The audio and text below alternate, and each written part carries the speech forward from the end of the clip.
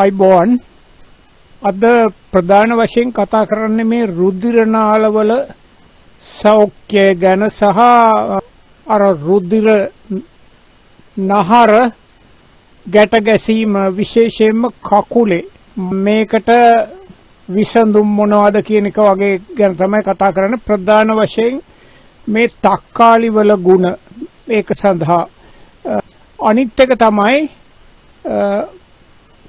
මේ කොලෙස්ටරෝල් මට්ටමත් මේකට යම් විදිහකට බලපානවා.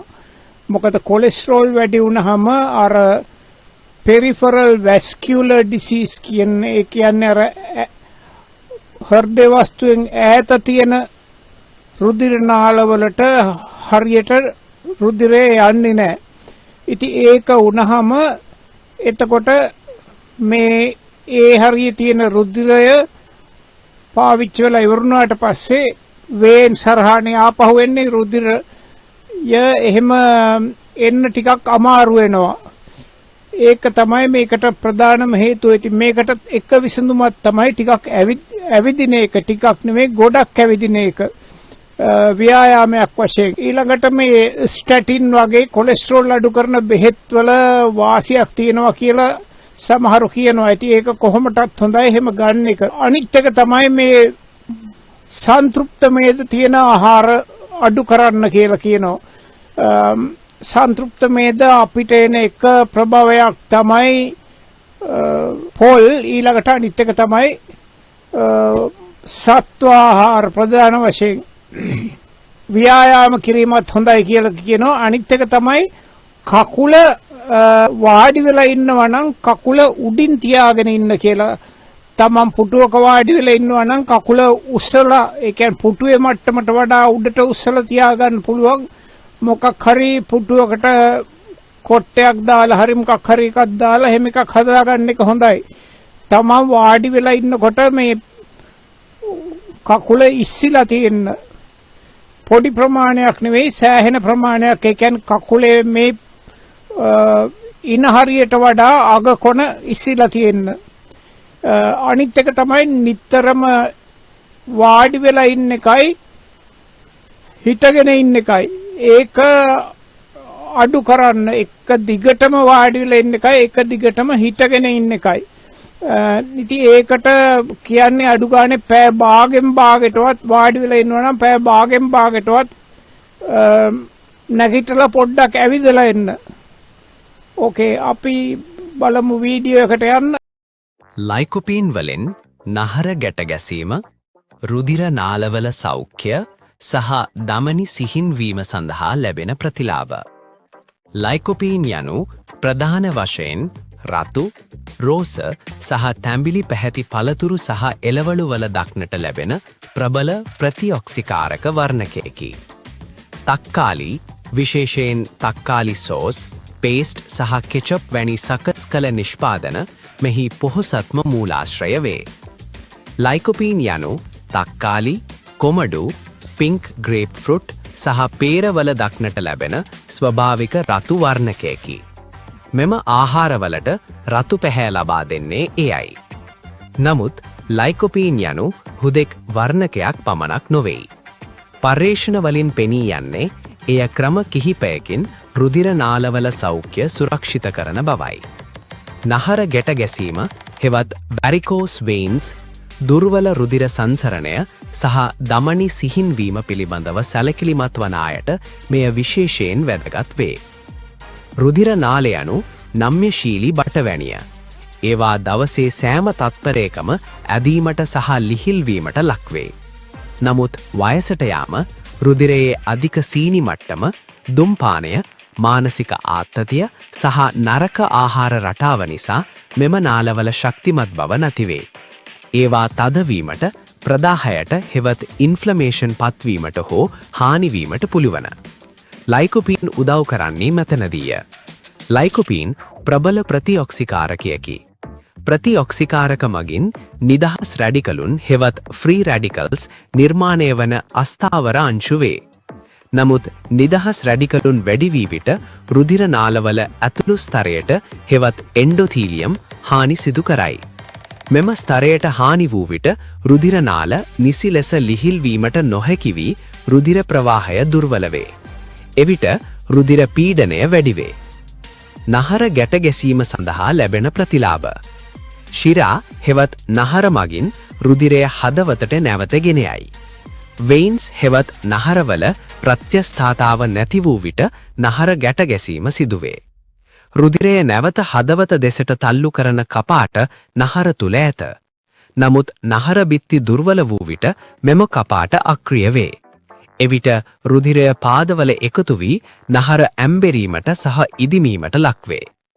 පර්යේෂණ වලින් පෙනී යන්නේ ලයිකොපීන් නහර බිත්ති ආරක්ෂා කිරීමට උපකාරී වන බවයි. එය රුධිර නාලවල ඇති ඔක්සිකාරක ආත්තතිය අඩු කරයි. ඉහළ ලයිකොපීන් මට්ටමක් ඇති පුද්ගලයින්ගේ රුධිර නාලවල නම්‍යතාවය වැඩි බව එක් පර්යේෂණයකින් හෙළිවීය. ඔවුන්ගේ නහර වඩා හොඳින් ඇදෙනවා. අතර ඉක්මනින් යථා තත්ත්වයට පත්වේ. ප්‍රදාහය හෙවත් ඉන්ෆ්ලමේෂන්ද නහර ගැට ගැසීමට බෙහෙවින් බලපායි. කාලයත් සමග ප්‍රදාහය නිසා නහර බිත්ති දුර්වල වේ. නමුත් ලයිකොපීන් රුධිරයේ ඇති ප්‍රදාහක දර්ශක අඩු කරයි. ලයිකොපීන් වැඩිපුර ලබා ගන්නා අයගේ C ප්‍රතික්‍රියාශීලී ප්‍රෝටීන හෙවත් CRP ප්‍රදාහ මැනන දර්ශක මට්ටම 20% සිට 30% දක්වා අඩුවන බව පර්යේෂණ පෙන්වා දෙයි. ප්‍රදාහය අඩුවීම යනු නහරවලට සිදුවන හානිය අඩුවීමයි. එවිට නහර ගැට ගැසීම උත්සන්න වීම ප්‍රමාද වේ. සමහර පුද්ගලයින් පාදවල බරගතිය සහ කැක්කුම අඩුවන බවද බවසයි. දමනි සෞඛ්‍ය සහ දමනි සිහින්වීම. රුධිර නාලවල සෞඛ්‍ය යනු නහර හෙවත් වෙයින්ස් ගැන පමණක් නොවේ. දමනි හෙවත් ආටරීස්ද ඒ හා සමානව වැදගත් වේ. දමනි මගින් හදවතේ සිට ශරීරයට ඔක්සිජන් සහිත රුධිරය රැගෙන යයි. නමුත් දමනිවලට වෙනත් ගැටලුවකට මුහුණ දීමට සිදුවේ. එනම් ඒවා අවහිර වීමට පුළුවන්. දමනි සිහින්වීම හෙවත් ඇතරොස්ක්ලෙරොසිස් යනු දමනි තුල ප්ලාක් තැන්පත් වීමයි. මෙම ප්ලාක් සෑදී ඇත්තේ කොලෙස්ටරෝල්, මේදය, කැල්සියම් සහ ප්‍රදාහක සෛලවලිනි. කාලයත් සමග ප්ලාක් නිසා දමනි පටුවේ රුධිර ප්‍රවාහයද අඩුවන අතර හෘදයාබාධ හා ආඝාත හෙවත් ස්ට්‍රෝක් අවදානම වැඩි වේ. දමනි සිහින්වීමේ විවිධ අවදීන්වලදී ලයිකොපීන් උපකාරී වන බව පර්යේෂණ පෙන්වා දෙයි. පළමුව, එය LDL කොලෙස්ටරෝල් ඔක්සිකරණය වීමෙන් ආරක්ෂා කරයි. ඔක්සිකරණය වූ LDL ඉතා හානිකර වන අතර එය දමනි බිත්තිවල ඇලි ප්ලාක් සාදයි. ලයිකොපීන් නිතිපතා ලබා ගැනීමෙන් ඔක්සිකරණය වූ LDL මට්ටම 60% දක්වා අඩු කරගත හැකි. දෙවනුව, ලයිකොපීන් එන්ඩෝතීලියම් ක්‍රියාකාරීත්වය වැඩි දියුණු කරයි.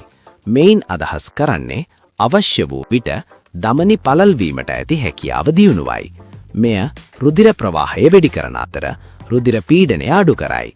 හෘද රෝග අවදානම ඇති පුද්ගලයන්ගේ රුධිර නාල ක්‍රියාකාරීත්වය 10%ක් 15ක් වැඩි දියුණු කිරීමට ලයිකොපීන් සමත් වූ බව පර්යේෂණ පෙන්වයි. දෙවනුව, ලයිකොපීන් දමනි තද බව අඩු කරයි. තද වූ දමනි නිසා රුධිර පීඩනය වැඩි වන අතර හදවතට දැඩි වෙහෙසක් දැනේ.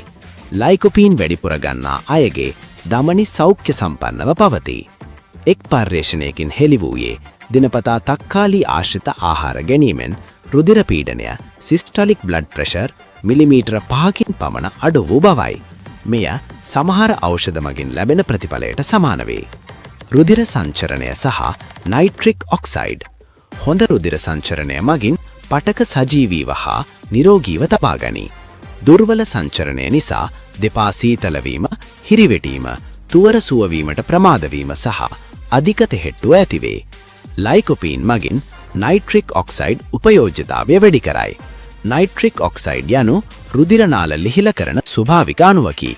ලයිකොපීන් මගින් මෙම අණුව ආරක්ෂා කරන නිසා රුධිරය වඩාත් සුමටව ගලා යයි. මෙය නහර සහ දමනි යන දෙකටම උපකාරී වන අතර පාදවල නහර තුල පීඩනය අඩු කර නහර ගැට ගැසීමේ රෝග ලක්ෂණ සමනය කරයි. දියවැඩියාව ඇති පුද්ගලයින්ගේ ලයිකොපීන් මට්ටම බොහෝ විට අඩුය.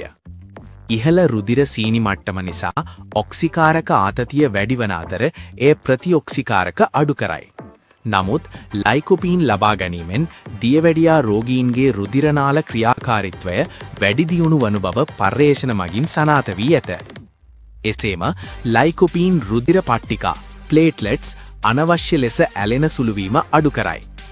රුධිර පට්ටිකා ඇලෙන සුළුවීම වැඩි වූ විට ලේ කැටි ගැසීමේ අවදානම වැඩි වේ. ලයිකොපීන් මගින් මෙය 10% සිට 20%ක් දක්වා අඩු කර රුධිර ප්‍රවාහය සුමට කරයි. ලයිකොපීන් උපරිමයෙන් ලබාගන්නේ කෙසේද? මේදය සමග ගන්න. ලයිකොපීන් මේදයේ දියවන ෆැට් සොලියුබල් වර්ණකයකි. එබැවින් අමු තක්කාලිවලට වඩා ඔලිව් තෙල් මිශ්‍ර කළ තක්කාලි සෝස් හරහා එය ශරීරයට හොඳින් අවශෝෂණය වේ. පිසීම. තක්කාලි පිසීමෙන් ලයිකොපීන් වල ගුණය වැඩි වේ. තාපය මගින් ශාක සෛල බිත්ති බිඳ දමන නිසා ලයිකොපීන් නිදහස් වේ. මඳක් පිසීම ප්‍රමාණවත්ය. ප්‍රමාණය. සාමාන්‍ය ආහාර වේලකින් ලැබෙන්නේ දිනකට ලයිකොපීන් මිලිග්‍රෑම් 3ක් පමණයි. නමුත් ප්‍රතිලාභ ලබා ගැනීමට දිනකට මිලිග්‍රෑම් 10ක් 20ක් පමණ අවශ්‍ය වේ. මෙය පිසූ තක්කාලි, තක්කාලි පේස්ට් හෝ අතිරේක සප්ලිමන්ට්ස් මගින් ලබාගත හැක. ලයිකොපීන් සාමාන්‍යයෙන් ආරක්ෂිතයි. ඉතා ඉහළ මාත්‍රාවක් ගත් විට සම මදක් තැඹිරි පැහැවිය හැකි. නමුත් එය හානිකර නොවන අතර මාත්‍රාව අඩු කළ විට නැති වී යයි. ඔඩ රුධිරය තුනිකරන ඖෂධ ලබා ගන්නේ නම් වෛද්‍ය උපදෙස් ලබා ගැනීම නුවණට හුරුය. අවසාන නිගමනය. ලයිකොපීන් යනු නහර ගැට ගැසීමට ඇති එකම පිළියුම නොවේ. නමුත් එය රෝගය උත්සන්න වීම ප්‍රමාද කර අපහසුතා අඩු කරයි. එය එක රැකකින් දමනිවල් ප්ලාක් ඉවත් නොකරයි. නමුත් ඒව ස්ථාවර කර හෘදයාබාධ අවදානම අඩු කරයි. සමහර පර්යේෂණවලට අනුව දීර්ඝකාලීනව ලයිකොපීන් භාවිතය ආඝාත අවදානම 30%කට පමණ අඩු කරයි. ශාරීරික සෙලවීම, ඇවිද්දීම සහ නිරෝගී බර පවත්වා ගැනීම නහරවලට වැදගත් වන අතර ලයිකොපීන් ඊට අමතර ආරක්ෂාවක් සපයයි. විශේෂයෙන්ම දුම්පානය කරනන්ගේ ලයිකොපීන් මට්ටම ඉතා අඩු බැවින් ඔවුන් ඒ පිළිබඳව සැලකිලිමත් විය යුතුය. දිනපතා ගන්නා තක්කාලි සුප් කෝප්පයක්, ආහාර පිසීමට ගන්නා තක්කාලි පේස්ට් හැන්දක් වැනි කුඩා පියවර කාලයත් සමග විශාල වෙනසක් ඇති කරයි. ඔබ දැනටමත් දරුණු නහර ගැට ගැසීමෙන් හෝ හෘද රෝගයෙන් පෙළෙනව නම් ලයිකොපීන් යනු අතිරේක උදව්වක් පමණයි. වෛද්‍ය ප්‍රතිකාර තවමත් අත්‍යවශ්‍ය වේ. නමුත් වැළැක්වීම සෑම විටම බලවත්ය. රුධිර නාලවලට කලින්ම සහාය දීමෙන් පසුකාලීන ගැටලු අවම කරගත හැකියි. ඔබ මෙම තොරතුරු ප්‍රයෝජනවත් යයි සිතනව නම් කරුණාකර ලයික් බටන් එක ඔබා මගේ channel එක subscribe කරන්න. එය මට මෙවැනි වීඩියෝ තවත් කිරීමට